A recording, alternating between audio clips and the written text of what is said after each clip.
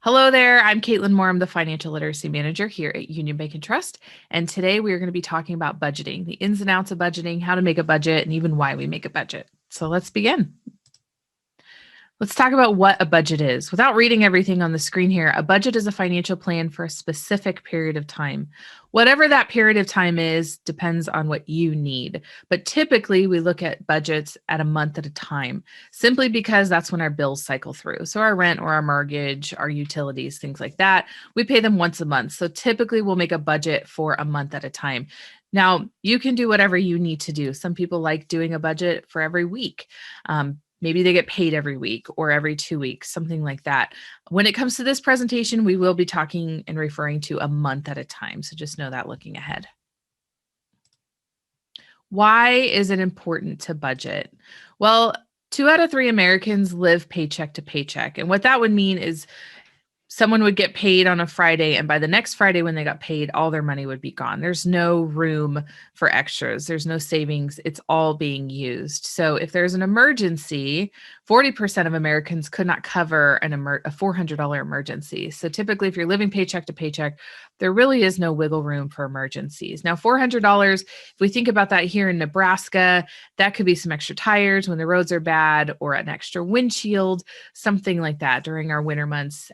And 40% of Americans could not cover that expense. I've seen that statistic be more like 60%, but if we meet in the middle, at least half of Americans don't have an extra $400 without using their credit card or getting someone else to help them. And then the American Psychological Association recently reported that the number one stressor for Americans remains money. And I've seen this over time that people have chronic stress and chronic pain and they don't know what it's from, and it becomes a money issue. Actually, if we really think about it, money is the root of everything we do. We can't go anywhere, do anything, buy anything without money, and it becomes a stressor over time. Money is often incorporated in our social lives. We go out, we do fun things with our friends and family, and if we are living paycheck to paycheck and there's no wiggle room for that, it becomes a stressor in our life. So for 72% of Americans, money remains the number one stressor. And when we are stressed and dealing with stress that is caused by money, we may see some of these symptoms. The APA are the ones that have done the research on this, saying that stress in general, and if we think about money as our stressor, we could often see common side effects on our body, our mood, and our behavior. So on our body, we may start out with having chronic headaches, chest pain, fatigue, upset stomach. We may not really know why, but then it'll affect our mood. So anxiety, restlessness, sad, or depression. And then on our behavior as a coping mechanism, we may undereat, anger outburst, drug or alcohol, tobacco use, or even social withdrawal. And I put social withdrawal on here, and they've done research on that because as we run out of money, a lot of times the first thing to go is our social life. And though we need that for a good coping mechanism or to get out and, talk about things with our friends, if we can't afford to do so, that's often the first thing to go. So on our behavior, a lot of those coping mechanisms are happening. So if you are one that is dealing with a lot of stress and are seeing a lot of these kind of common side effects, we may have to just dig a little bit deeper. And my experience has been when people actually make a solid budget and stick to it, they're realizing how much stress they were under without the budget.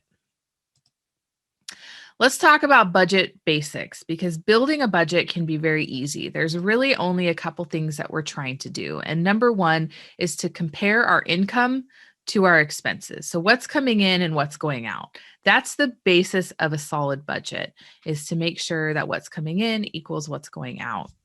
We need to understand where our money is coming from and where it's going. So again, the income versus expenses, and we'll get to kind of the more details of what that looks like, but it's really important to understand where all of your money is coming from. If you receive a paycheck plus other income sources, we need to know that. You need to understand that because we need to account for them. If you only receive a paycheck and that's it, again, we need to account for that because that's where our budget lies. And then where it's going. This is the most tedious part of budget building, is the first month or two is really understanding what we're spending our money on. Now, the occasional expenditure is different than every month I'm spending money on this, or these are my habits. For me, it's coffee, and knowing how much I'm spending on coffee is really important because I want to be able to put that into my budget and budget appropriately. And then the next part to a budget is making adjustments. It takes the average person about 3 months to make a successful budget, but there's always adjustments being made. We can account for utilities being paid, but we never really know how much they're going to be. So we want to budget high, but we're going to make adjustments as we get the bill. Maybe we have a month, like a holiday month, and we're spending a little bit more on gifts or travel. And so we're going to make adjustments as needed. So making adjustments is not a bad thing. It's actually a really good thing within the first 3 months, because it means that the wheels are spinning and we're actually assessing where our money is coming from and where it's going. So here's a how-to guide for the budget building. You're going to have 3 sections of this budget. We're going to have our net income, what we bring home every week, month, whatever that looks like within your time frame.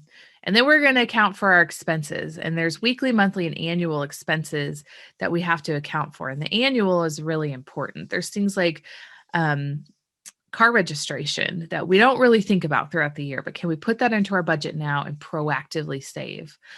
School supplies, school clothes, extracurriculars for our kids or ourselves.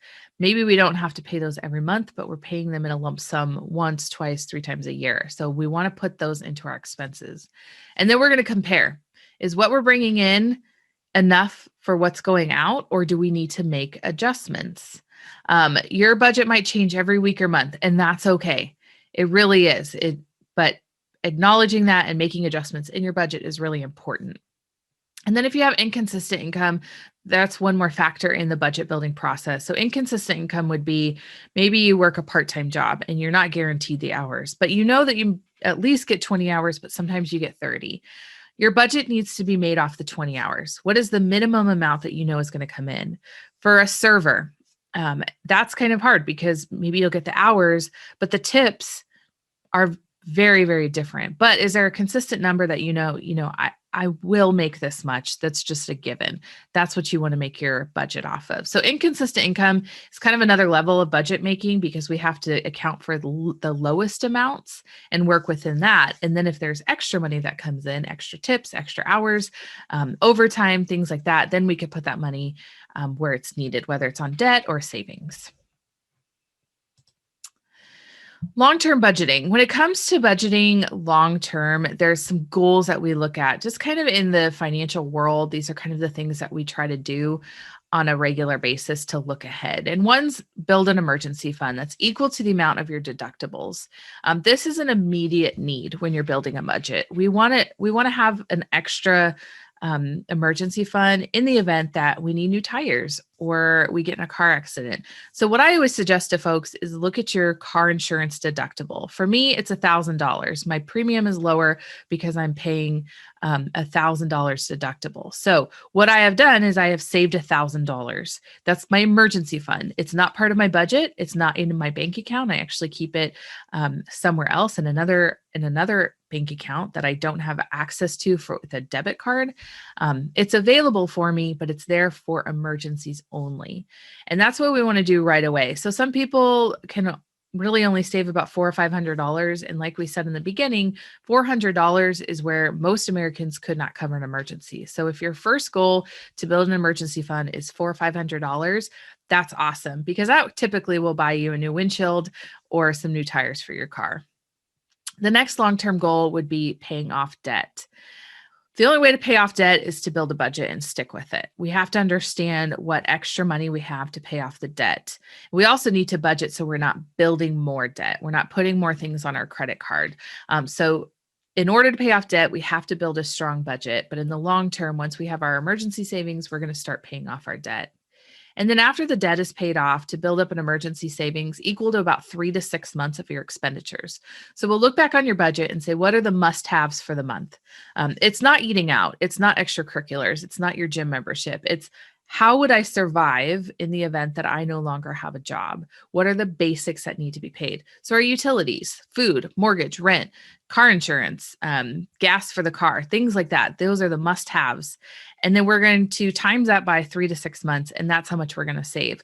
Now, this can be thousands and thousands of dollars. So this is one of the long-term budgeting goals that take the longest, plus paying off debt.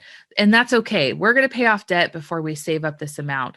But that 3 to 6 months is there not to stay in your bank account and be utilized, but stay in another bank account where you're in the event that you lose your job or can't pay your bills. Or like last year, we had this pandemic where a lot of people went on furlough or did lose their job, that you have a cushion to pay your bills. The next step after our savings would be to consult with a professional on investments and other key financial matters. So now we're building wealth. How are we utilizing our money to help us grow? And then saving for retirement, children's education, and other major items like cars or our house, things like that, where we're using our wealth to move forward. So those are just some long-term budgeting goals. Oftentimes this takes a lifetime. As you can see, we're saving for retirement. So this is going to take us through retirement. This is not something we do tomorrow. This is something that takes a while, and we go baby steps at a time. So one step at a time in order to get where we're going. So let's talk about how to build a budget. Most financial gurus or those in the financial field will tell you that your budget will likely consist of this list of items and to typically stay within this percent range when building your budget. Now, some of it may be lower versus some of it may be higher. But when we're looking at things like housing or our cars and getting loans for those, typically underwriters are going to look at this percent. They're going to say, how much does Caitlin make? And she's looking to buy a house. Well, I'm only going to approve her for a loan, a mortgage, within 20 to 30% of her income. Because in the financial field, we want you to be successful. And so we're not going to give you a loan where the payments are more than you can handle. The same goes for car loans. Typically, it's between 10 and 15% of your income. That's typically what people will approve you for a car loan. So it's good to budget around those numbers. Now, some people don't give. So that 0 to 10%, it's not in their budget. So there's some wiggle room to put elsewhere. Or medical or health, it's already coming out of your check, and then we're looking at net income, which is what you bring home, or debt. Maybe some people are debt free. So there is some wiggle room to be adding here and there, but it is something you want to account for when looking at your budget. So here's how we build a budget. Pretty easy. We're going to write down all of our income. We want to know exactly where the sources are and how much we're receiving. So if you have 2 paychecks a month and that's it, you're going to have 2 lines of your income. How much are you receiving those 2 paychecks? But if you're receiving other things, like say child support or government resources or another job, you have a second job or alimony, things like that, we want to write those things down. We want to know exactly where our money is coming from, because as those fluctuate or change over time, we are looking at a smaller amount rather than the big picture. But we need to know where our money is coming from so that we can account also the timing of when it comes in. So our budget and our bills are being paid on time.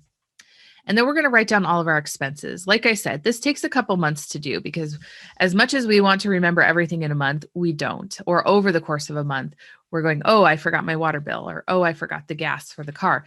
And so we want to make adjustments as needed, but every expense needs a new line. We have some really great resources here at UBT that are available to you online at ubt.com. When it comes to building budgets, I have an income worksheet and an expense worksheet. And the expense worksheet has a number of things that most people spend on a monthly basis. So it helps you get an idea to remind you of maybe where you're spending your money. But every expense needs a new line, and we need to account for what we're spending on that. I've had some clients look back on their bank statements and they account for every time they went out to eat for a month, and that's the number they're going to write down. But when it comes to our expenses, everything that we spend our money on needs to be accounted for during the budgeting process. We do need to consider our monthly and yearly expenses too. Yearly is the one that gets lost. So some people pay their car insurance every 6 months. And so we need to spend the next 6 months saving for our next lump sum of car insurance. We need to be saving every month for our car registration, because that's a lot of money for most people to have to pay once a year. And we often forget until we get that bill. There are things like gifts, Christmas gifts, and travel and vacations that if you know you're going to spend the money down the road, let's break that up into monthly budgeting so that we're not having to come up with several hundred or several $1,000s when we're ready to spend that money. That's called proactive budgeting. So once we have our income and our expenses, so what we're bringing in and what we're spending, did we consider everything? We need to think about that. It's okay to spend several months adding and adjusting to your budget. That is okay. That's necessary. And most people don't like it because they feel like they're failing at the budgeting process when actually it's a really good sign that you're taking note of your expenditures and you're being diligent about building this budget. So once we know our income and how much we've spent, we need to know if we're breaking even or if we're earning more than we're spending. That's the key to a healthy budget, is to know that I make more than what I'm spending. And if that's not the case, then we need to make cuts in our budget to make sure that we're at least breaking even. And we're going to get to that in a couple slides. This is what our income worksheet looks like that is available out at ubt.com. As you can see, there's plenty of options for various income sources, whether it's weekly or monthly. Fill in what you can, add, take away, make it your own. Not everybody has everything on this list, but it's there to kind of remind you if you are receiving those incomes. So this is just the income list. You can add to it as more income comes in, but this is consistent income that you're receiving. The next one is our expense list. As you can see, there's a lot of options for where we're spending our money, where most people spend their money. Now, not all of these categories may apply to you. Take them away, add the ones that do. Definitely there's things missing in here, but we want to account for every aspect of our spending. So when we're comparing, we want to get into, we want to be in two of these three boxes here. When we're comparing our income to our expenses, we at least want to break even. So your income equals your expenses. This is a good place to be because it means we're not overspending. We're not using credit cards. We're not borrowing money. We're at least breaking even. The next one is to be in the positive, to have more income than what you're spending. That's always a great place to be because that's when we can save or pay off extra debt. But if we're in the negative where we're not earning enough to pay for the expenses, that's when we need to go back into our budget and say, am I spending too much on eating out or entertainment or our grocery bill or things like that? Can I cut corners somewhere where I'm spending too much money to save or to at least break even on my budget? That's the eye-opening part of building a budget. So you want to spend the first month or so just writing down where you're spending your money. This isn't the time to cut back or be unrealistic. We want to be realistic about where we're spending our money so that if we do need to make adjustments, we could say, I spent too much on Starbucks this week or this month. I need to cut back in that area. So we need to know exactly where some extra funds are available if we choose to cut back. There are some great resources once you have built your budget, once you know where your money is going and how much money you're bringing in. I would encourage you to try several apps that are out there and see which one works for you. So UBT has Money Compass. It's a budgeting piece of our app. Mint.com or everydollar.com. They're great resources. Really, it's a budget building app that we can transfer our paper budget onto the app and it carries over month by month. So we're not redoing the budget every month. Maybe we have to make adjustments, but it's there and it's on our phone, which we always have. I personally use Every Dollar. I'm a big fan. It's just the one that works for me. It's a free option where I've plugged in my budget. So I have line items for everything that I spend my money on. And when I pay the bill, I can go in there and say, I budgeted $50 for water this month, but I only spent $35. So I'm going to plug that in and they're going to tell me you have $15 left over to spend or in your budget. And at the end of the month, I know exactly how much money I have left over or I've overspent in various areas. So it's really nice because you can plug it in or you can pay an extra fee where it plugs into your checking account. And most budgeting apps will allow you to do that. So it's kind of doing the budgeting for you, where as you spend, it'll put it in the categories that you've listed. This is really helpful if you just don't have time.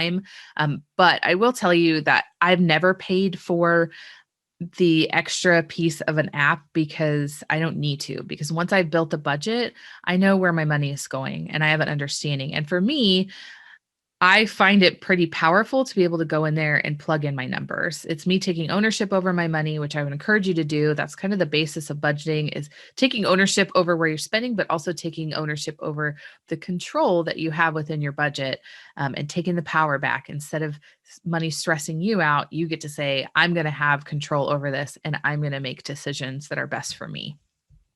But I would encourage you to take a look at these apps, various apps that are out there. There's plenty of them, and they're going to appeal to different people. So find the one that works for you, and roll with that. I have some common questions that I get when it comes to budgeting, and I wanted to go through them because they're very helpful. So I don't have a job. Should I still budget? Absolutely. Especially when you don't have a job and money is tight or you're on a fixed income, that is a great time to budget so that you're not overspending.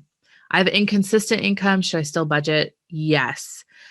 Those with inconsistent income. So like we talked about, servers where you're working off of tips, or part-time jobs where maybe you'll get 30 hours, but you're pretty consistent with 20.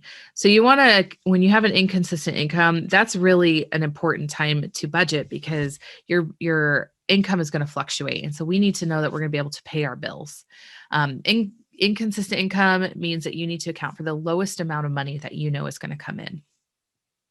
I'm not the main moneymaker in my family. Should I still budget? Yes, absolutely. Budget within what you have and what you are spending your money on. So if you only have a couple bills, but you do have an income, budget, because then again, you have control over what's coming and going in your budget.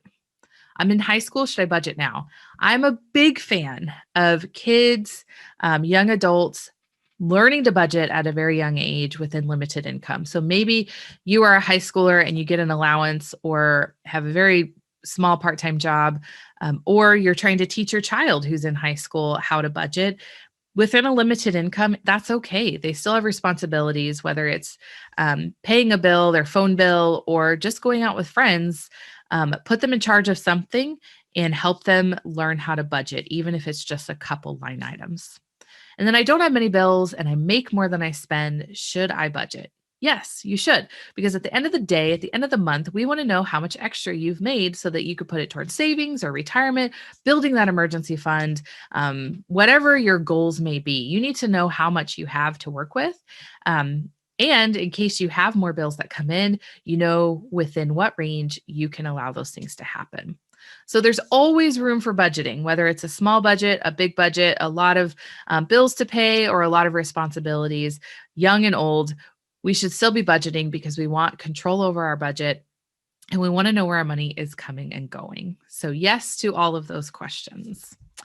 If you have questions yourself, you are welcome to contact me. I'm the financial literacy manager here at UBT. I am a financial coach. So if you are having trouble making your budget or don't know where to start, please feel free to contact me. It is my job to help you do that. And it's always free of charge. I can work with you one-on-one as a financial coach. We could build a budget, work with your budget, make adjustments to your budget. That's what I'm here for. And I love doing it. So let me help you if you need some help. Contact me at my office number or my email there, caitlin.moore@ubt.com. Thank you so much for joining me today and learning how to budget.